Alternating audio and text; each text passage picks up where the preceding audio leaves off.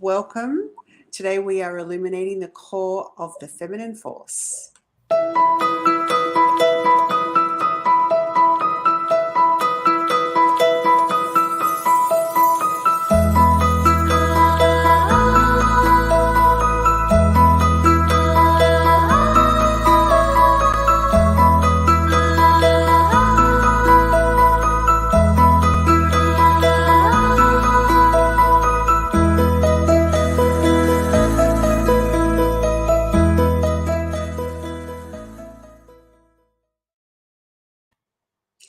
Thank you for joining us. We are here to create a safe place and discuss life on life's terms, because sometimes when it's chaotic out there, it's a bit hard to accept that.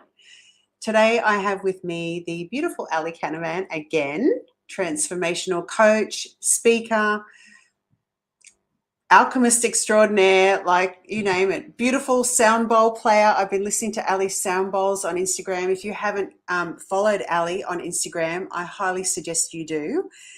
What's your tag, Ali? It's Alison Canavan Wellness. Yep, Alison Canavan Wellness, and she plays sound bowls, and it's just beautiful. So I'm excited again to be speaking with Ali. And today we're going to talk on forgiveness. This is Ali's suggestion, and I think it's a great topic to talk about because sometimes the emotions that we feel make it really hard for us to get on with our lives. And it's like we have this thing holding us back, this resentment, this anger, these feelings towards other people especially. And it's almost like they've got bits of our power. And until we can actually work through that and take our power back, it's very hard to move forward feeling happy and joyful because that keeps coming up in our lives and keeps being activated. So today we're going to talk about forgiveness. So Ali, would you like to start us off? Yeah, it's interesting because it's something that comes up in my practice over and over again. And it came up this morning with a client, and it came up last night with a client in a very big way. You know, it was interesting because everything that was going on in their life was pointing towards an inability to let go. Right. And also to just do the work around forgiveness. And the work around forgiveness takes time. It's kind of like I always say, it's like peeling layers off an onion. If you're a human being in a human body, you have forgiveness work to do. I mean, it's just part and parcel of being a human being, right?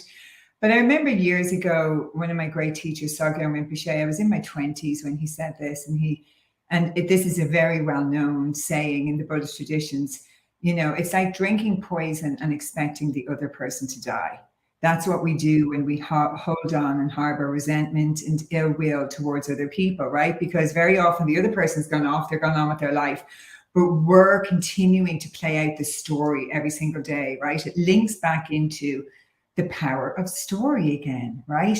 We're carrying a story around how they should have behaved or what I could have done different. And therefore, when we're in that story, we cannot move forward and become the best version of ourselves. And also, like you said about energy, what happens is we attach energetic cords to people, and they're actually feeding off our energy. Like when we're harboring ill will and resentment and all of those feelings towards somebody, we're leaking energy. So if we think that everything in this world is energy, absolutely everything is energy. I always say to people, how do you use yours? How do you manage yours? And how do you spend yours, right? Do you spend time ruminating, worrying, thinking about like your ex that's moved on and the family that he has and the kids that he has and the amazing life he has that you see in social media, right? These are the kind of things I hear. Or a friend you don't talk to anymore who seems to have just moved on and your friendship means nothing because they seem to be so blissfully happy. Or, you know, there's someone in your family that activates you every single time you think of them. And when they walk into the room, it's just like a huge, big activation happens, right? And this means the work has to be done within you. Like, that's what I keep saying to people. There's no way around this. It's like it all comes back to us because we're creating our reality. We are creating our reality. No one else, not your mom, not your dad, not your partner, not your kids. You're the one creating your reality. So forgiveness is a very, very, very powerful path to walk. Forgiveness for self, first of all, right? Forgiving yourself for where you've messed up, for where you've screwed things up, for where you've hurt people, where you've harmed people. And then forgiving others and forgiving yourself. It's like opens the door to immense freedom, expansion, and growth. It really does. It's so liberating. And it also completely shifts your perception of the world. It changes how you see everything. It changes how you see yourself. It changes how you see others. And eventually, when we let our guard down, because a lot of the time when we're not, in a place where we want to forgive, or we're not open to it yet, and we can't really see the gift of forgiveness yet, what we're missing is the opportunity to understand that we're all human beings on this journey, walking called life. Every single one of us. Nobody has got this figured out. Nobody, right? The best gurus in the world, the most amazing teachers, we can teach from stuff, but nobody has it all figured out. Everybody's learning as they go.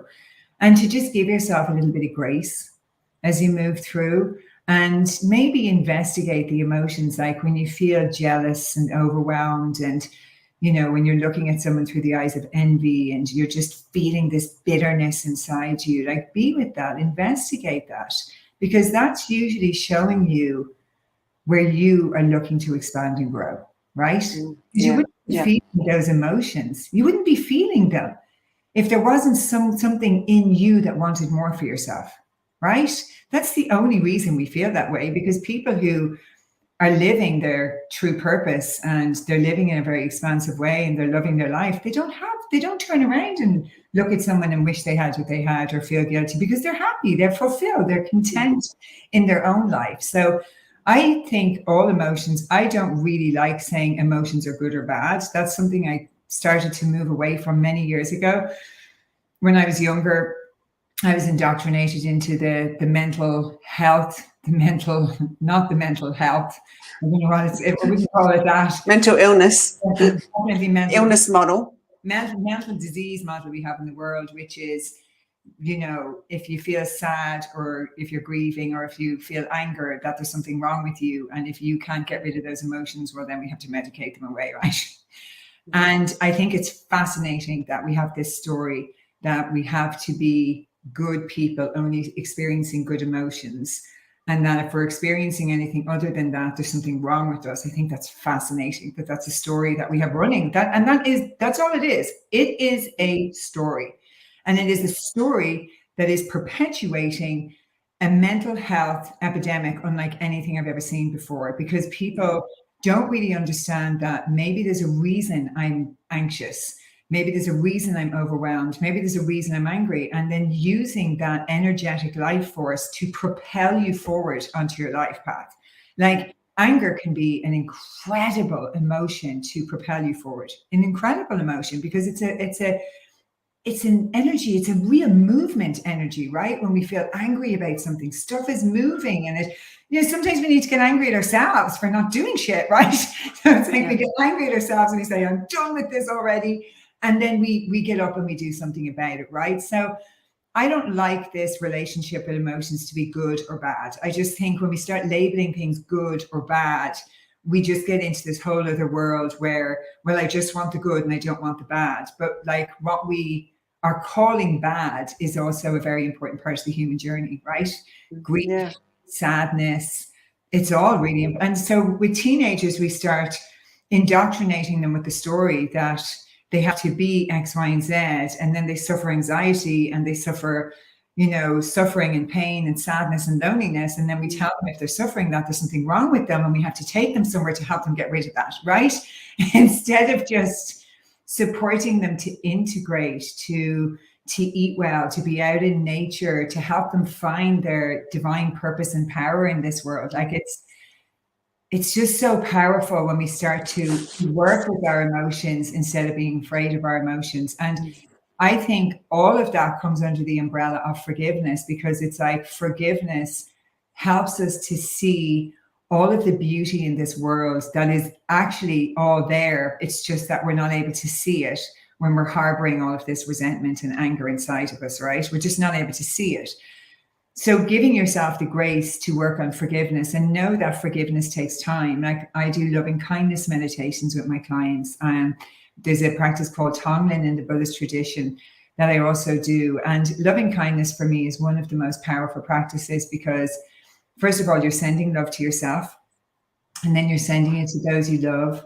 And then you bring someone in whom you've had difficulty with, or a situation you'd love to resolve, and you repeat the same phrases.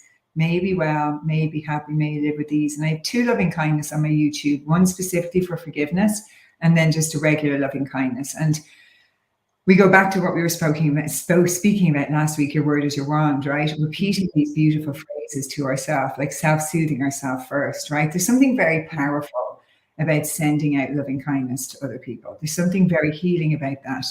And not only when we do the forgiveness work are we freeing ourselves, but we're also freeing the other person too, which is, I think, is beautiful. Yeah. Oh, that's just amazing. So many gems in that. I love that. I agree with you with emotions. So as soon as I started seeing my emotions as a call to take back my power, so every time I felt an emotion, it was like, oh, this is my body telling me that there's somewhere that I need to take back my power. And I started to look, and because, when you think about a lot of those emotions, we feel powerless. So when I'm feeling those in that situation, I've stepped away from my power.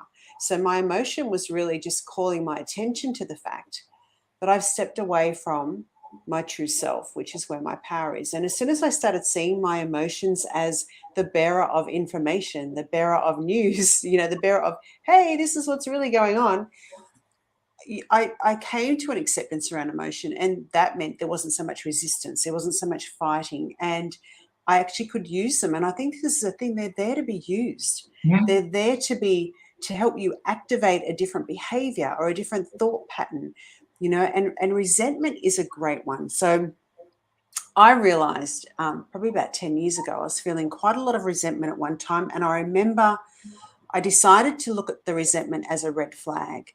And I was actually feeling a lot of resentment towards my partner at the time. And all of this resentment had built up. And I thought, wow, okay. So I learned the way to talk about resentment. And I remember saying to him, I feel a lot of resentment towards you at the moment, and I don't want to feel that resentment because I love you, and I don't want this to get in the way of the relationship, because resentment it gets in the way of our capacity to connect and love. And when we talked about it, I actually discovered it was about my dad, because I hadn't forgiven my dad. So I was actually projecting my resentment at my partner. Now, had I not stopped and looked at that resentment as a red flag and investigated why it was there, I would have been thinking it was about my partner. But actually, I had some work to do on my dad.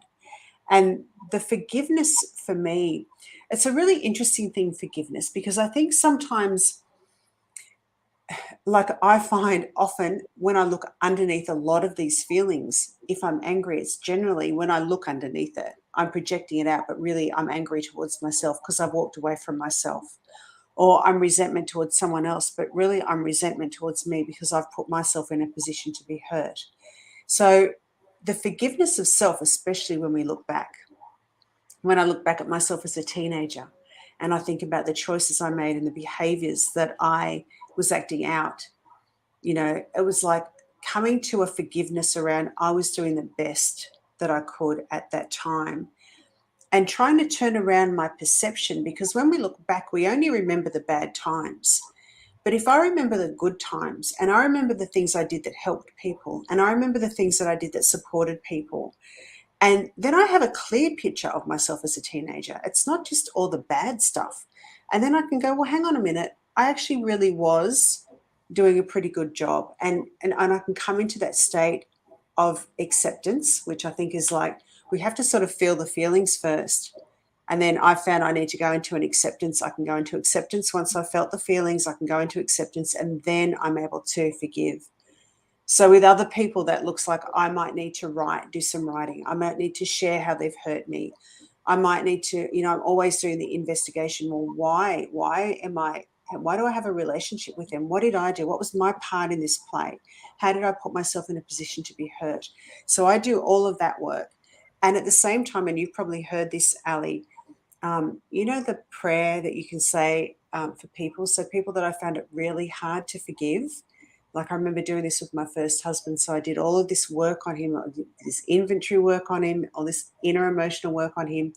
And then I started praying for him for 2 weeks, that he would have everything that I wanted for myself, the health, wealth, the happiness.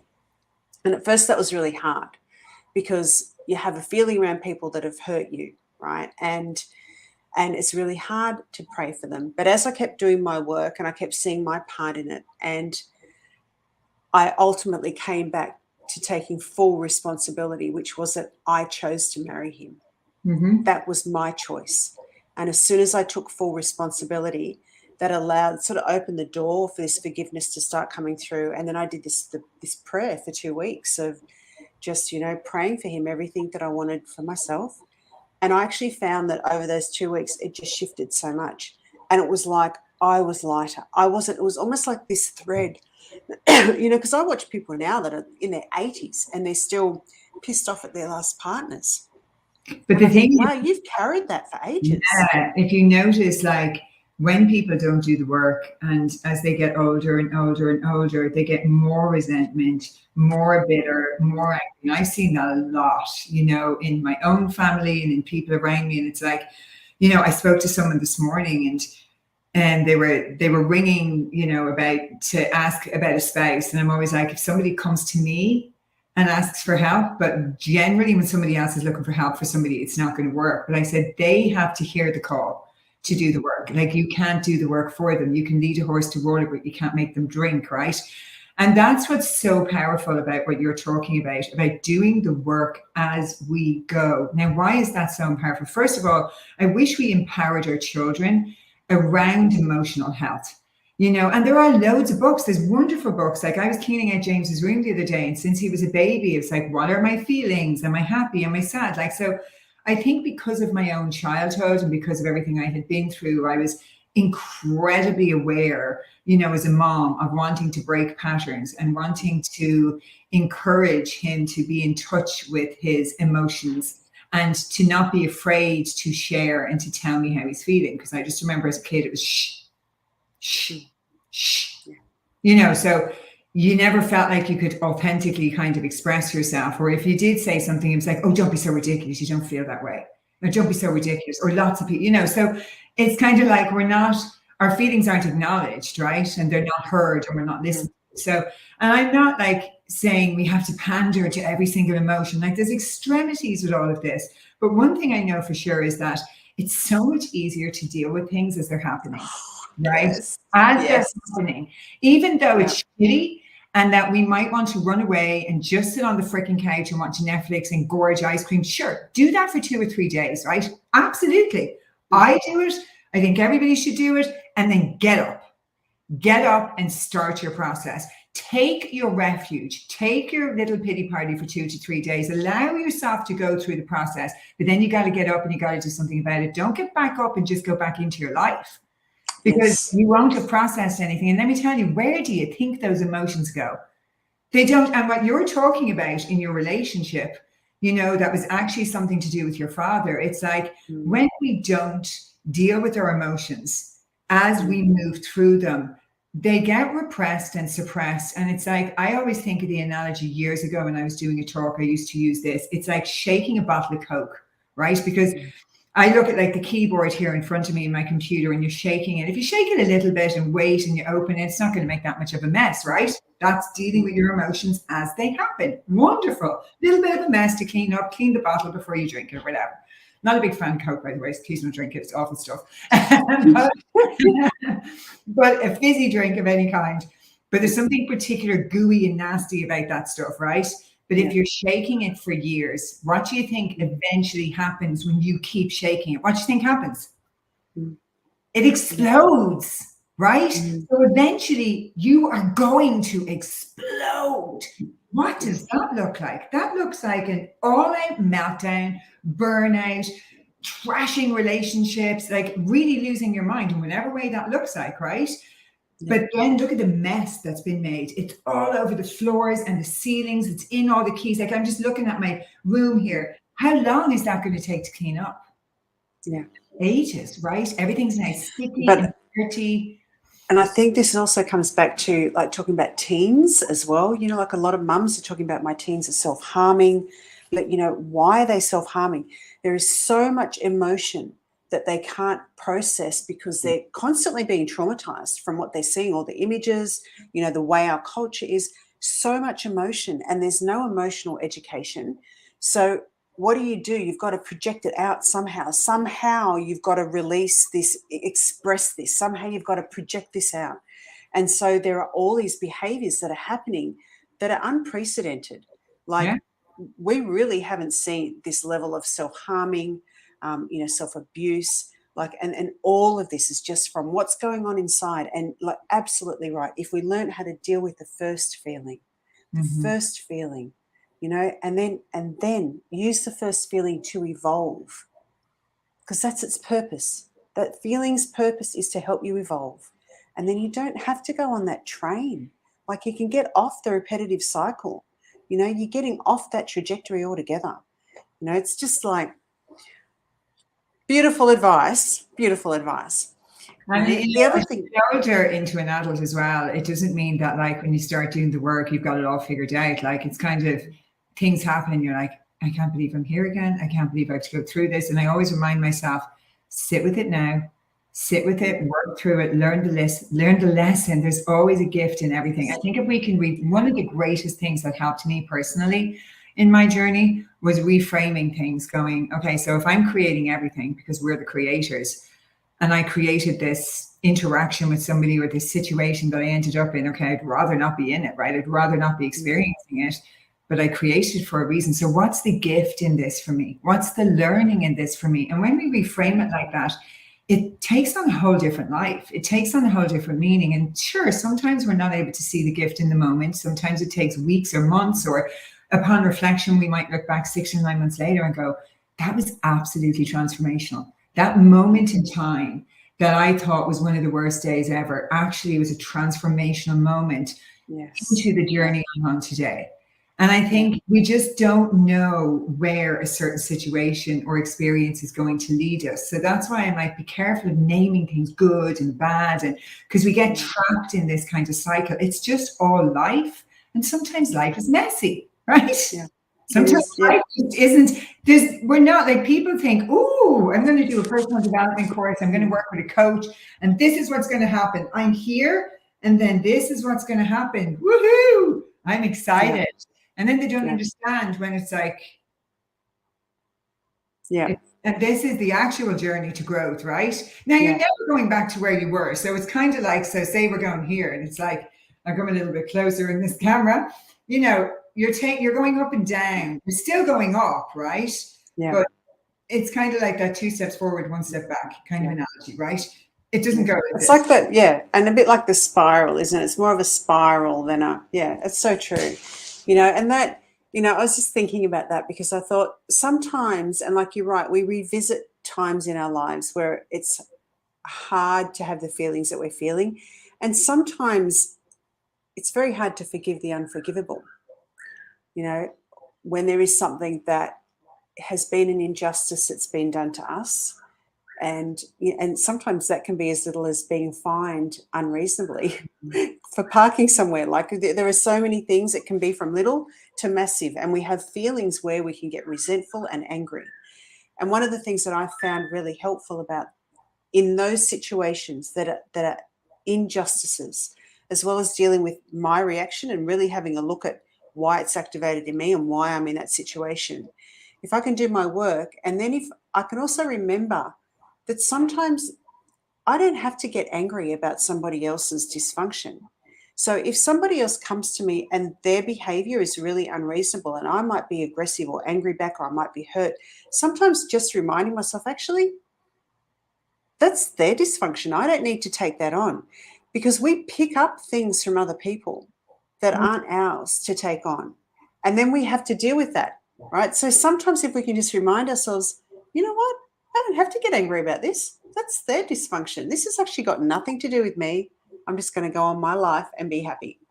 Well, it's interesting you say forgiving the unforgivable. There are things in life that just seem unforgivable. There's a lot of abuse. There's things that happen. There's horrific things that happen to people. And at that level, I would say, to people, there are things that seem unforgivable, right? There just does. Yeah. But just remembering the power of forgiveness. Catherine Schwarzenegger, Arnold Schwarzenegger's daughter, wrote a beautiful book called The Gift of Forgiveness. And I would encourage anyone struggling with something really bad that's happened to them to go and read that book, because she has done a collaboration of real life stories. And one of the first stories in the book, and I read it a couple of years ago when it came out, but there was a man that was in a car accident. His wife was pregnant in the car, and there was either 2 or 3 children in the back. I can't remember. But I know that he was in a car accident and just him and one of his children survived. So in that moment, he lost his entire family but one child and his wife with, I think she was 8 months pregnant or something. Yeah. And the story goes on that his mother, really carried it, really wouldn't let go. She just would not let go.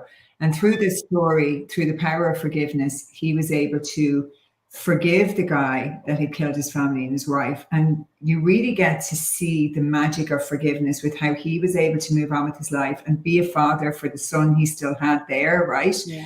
And show him that, you're still here and we're still going to build a life together. And how his mom was just full of toxicity and it was so angry at him, right? Because she couldn't understand how he could just move forward. He wasn't moving forward. He had chosen the path of forgiveness. But they're not one and the same, right? Yes. And, I think people need to be very mindful of their judgments, because you see a lot of people go, I was listening to this incredible girl yesterday on an Irish podcast called Talking Bollocks, and typical name for an Irish podcast, but amazing Irish guy.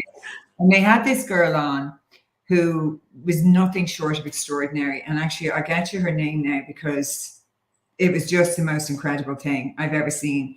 And she was talking about, if I could bottle her and bring her with me all day long, that's what I would love to have done. I couldn't believe how amazing she was. Her name is Lindsay Bennett. So anybody, I would encourage you to go and look for her. I actually want to go and look up her story. She was diagnosed with cervical cancer, and her story is phenomenal. She was in the hospital and she was handed a piece of paper, to start treatment. She was given 6 months to live. And they basically, when she was reading the fine print, it said 1 round of this treatment could kill you. And she was like, so you're telling me I have 6 months to live, but 1 round of this treatment or whatever, it was in the fine print. So she went, no. Her story is one of the most inspirational and profound stories. And the reason I'm telling you this story and tying it in here is because she said that she went down to Mexico for treatment. And it was kind of a revolutionary kind of treatment. And she got on that plane and she was told she had 6 months to live. She had surpassed that 6 months. She had kids at home, and she got on that plane for a month to do this treatment in Mexico, not knowing if she would ever see her kids again, because literally she told us that the time was ticking. Now, anybody who's a mother will know that that is absolutely the most difficult story and the most difficult decision that you could ever, the most difficult moment of anyone's life, right? Especially when literally you've been told you have terminal illness. But she was talking about the messages that she was getting from people saying, oh, look at you living it up in Mexico and living your best life and leaving your kids at home. And the reason I'm saying this is because we have to be so careful as human beings to stop judging each other. We really, really, really do. We have to be so careful, like this story, of the guy who forgave his wife, and people say, well, he seems to be okay a few years later. God, you wouldn't know that his wife died, right? And we have to be so careful when we get into these conversations. Like, how about turning this around to, isn't it amazing, the power of forgiveness? I wonder how we can host space for him and help support him, because I can guarantee you behind that, veneer of moving forward and positivity, there is a frightened person who is just trying to do the best in their life, right? Yeah. And absolutely. So when we talk about forgiveness also requires a community to support each other, right? Because a lot of the time when we get feedback from others, it's because of their unwillingness to let go. They're holding on to their own resentment. And actually, people who have a willingness to let go are a threat. They're a threat in that moment. They're a threat to their sense of safety. They're a threat to their sense of, their ability to be able to move forward, because they're like, I'm not able to do that. So what I have to do is just label what they're doing as bad, right? So I was listening to that podcast yesterday thinking, my gosh, if we could all have a little bit of Lindsay in us, do you know what I mean? In those moments, and talk about living every single day as if it was your last. I think she's a year and a half down the road from where she told she would be. And she was asked, and the reason, I'm coming full circle, don't you worry. The guys at the end asked her, we had a cervical smear scandal in Ireland where a lot of cervical tests came back that were positive, that came back negative, or abnormal, you call them in smears. And they missed her cancer, right? And she was somebody that had regular smears. And when the guys asked her yesterday, did you get an apology? I just thought her answer was quite incredible and profound. And she said, an apology from who? From one of the doctors, from the person in the thing, you know, like when she had thought it through, and I thought, oh, wow. But you could tell she had come to a place of complete forgiveness. You could just tell from her, from how she was living, from her mentality, from her energy, just from everything about her. Like James was saying to me, gosh, Mom, you really love her. And I said, I have never, it's a long time. It's such a long time. And I'm in the motivational speaking industry, right? That's what I do day in, day out here in the States. It's a long time since I've heard that kind of inspiration, that natural motivation. And it also proves what's possible for us, how the human body listens to us, right? She was given 6 months. She's still here. She's still here. And today she feels better than she's ever felt before. Yeah, wow. Right? So that amazing. For her is the perfect story of having the ability to let go, because had she been harboring resentment and ill will, and obviously I can't speak for her now, do you know what I mean? I can't put words in her mouth. I don't know her. But from what I was getting from the story was her ability to move forward and truly, truly, truly live now for this moment, present, has gifted her the life that she's been living for the last year and a half. Remarkable story. So I just think forgiveness, it sends out ripples. And we have it's kind of kindness, right? It sends out these beautiful ripples. And we don't know where that ends. We don't ever, sometimes we never get to see the miracles that we create or that we start. But we are one big human family. We really are. We're one big human family. And what this human family needs now more than ever is more love. That's what we need. More love, more forgiveness, more understanding, just allowing people to be who they are, just giving people the space to just be, not constantly judging, not constantly trying to get people to see everything our way, right? Just let everybody be, have amazing, engaging conversations about how we see the world differently, but just live and let live, right? We're living in such a divisive, hot-headed time where you kind of feel like you can't even have an opinion or say anything because you're kind of afraid of, the wrath of not being socially correct these days coming back in on you. So I think we are in a time of an amazing opportunity to work with energies like forgiveness, because all the work we do within ourselves shifts the collective consciousness for humanity. And that's why the work always begins and ends with us, really. Because it's how am I adding value to the world, or am I taking value away? Right? And I love that the work we do on ourselves, because it brings me back to how I feel about when I take responsibility for what happens to me and the way I feel, because we often don't discern between my feelings and the event. I think you mentioned this earlier. It's like my feelings around the event is not the event, and yet sometimes we treat it all as the one thing. But when I can discern, I have a feeling around the event, and if I deal with that feeling, I can feel a lot better about this. But when I start to look at the world from that perspective, that everything that's happening to me is an opportunity for me to evolve, then in fact, my forgiveness becomes gratitude.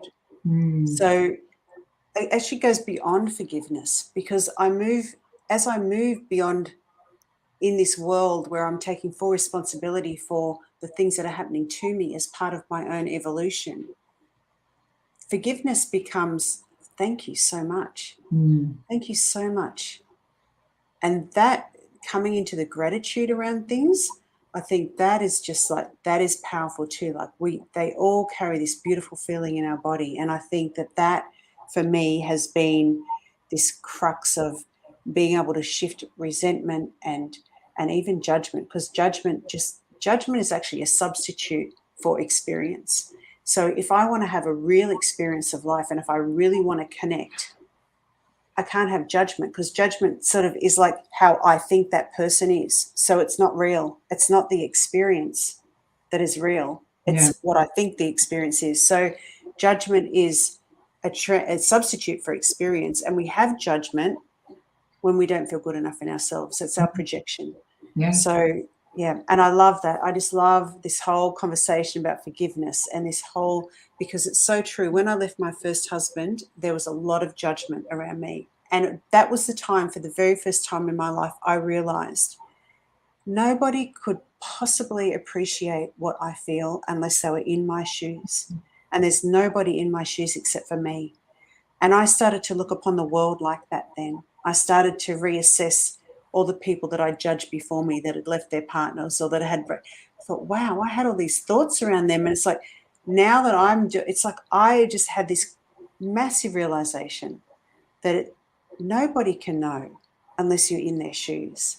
Oh, and look at what a beautiful creation that was for you to learn that lesson. And I think back as you're saying that, when I was, drinking and partying and before I got sober, and, my family used to talk about me to each other, but never to me, never. Like, since I was a teenager, it was one of the most deeply frustrating things. It was like I wasn't valid as a human being. It was like, we're going to talk about her, and we're going to talk about what we feel is best for her and how we are going to fix her or sort her out, but like never actually have the conversation with me, right? But look at what a beautiful creation that was, because I created that for my growth, right? So like, look at how powerful my creation was to create that around me so that I could see, to do the work I do now, how awful it is for people not to communicate with you. Like, to really feel, because I always feel in my job when I'm coaching people and, when I'm doing inner child healing work with them, to not only have studied and obviously trained to be facilitating this with people, but to have really experienced it.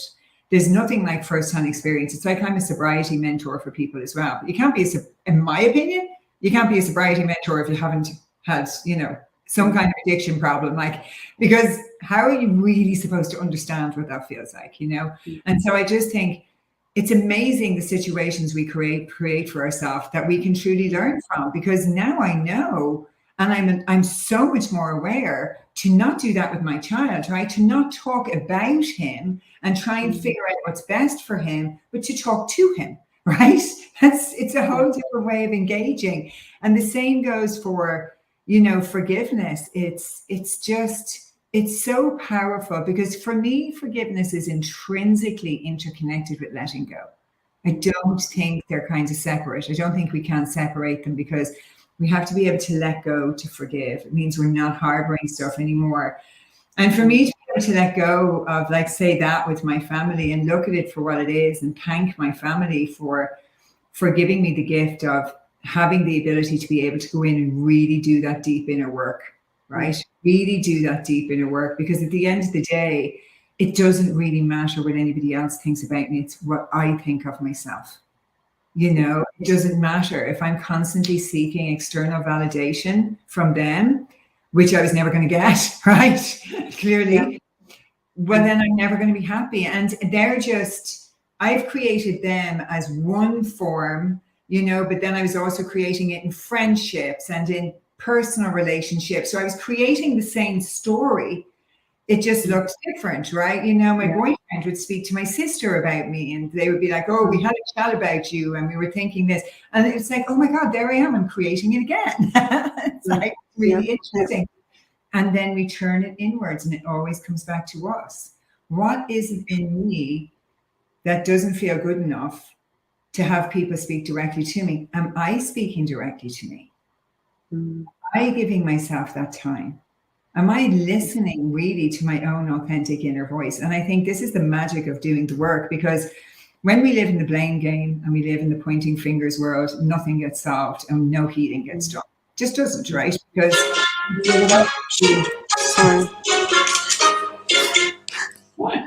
Sorry, I'm so good at that. I forgot this morning. Whoops. There will always be, listen, to wrap this up, there will always be work to do. But the greatest gift you can give yourself is the gift of freedom to move forward with your life, right? Because when you do the forgiveness work and when you do the healing work, you don't just do it for yourself. You do it for 7 generations before and 7 generations behind you. That's the power of showing up and doing the healing work for yourself in this life. It's about breaking patterns. It's about not carrying stuff. Our pain and our trauma gets carried in our DNA until someone decides to do the work, right? We keep bringing it from generation to generation to generation to generation until somebody says enough already. And for me in this life, I feel I'm not going to pass those same cycles on to my child. I'm certainly under no illusion that I'm going to be doing it all perfectly, right? I'll probably have other cycles to break, but at least to be aware of breaking those patterns rather than continuing them. And I think that's the process of evolution and growth as human beings, right? To know this. Absolutely. Yeah, absolutely. And I think it's so beautiful to be able to have these conversations because they really are the substance of life. And I think for me, I feel so much more substance in my life because I've done this work. I've done, I'm looking for what it is in me, and just that brings in substance. And we sometimes feel like there's such a lack of substance now, right? So, I just think these conversations are so beautiful. So I hope that we have activated in you a longing to see where you may be able to forgive a little bit more in your life and really come to terms with maybe some things that you haven't come to terms with yet. Please reach out to either Ali or I. Once again, Ali on social media is Alison Canavan Wellness on Instagram, and I am Lisa Jayne on Instagram. Please follow us. We share a lot of stuff, including some beautiful sound healings from Ali. And join us for our next chat. Thank you for being here and watching. Thank you. Thanks. Bye. Thanks, Ali.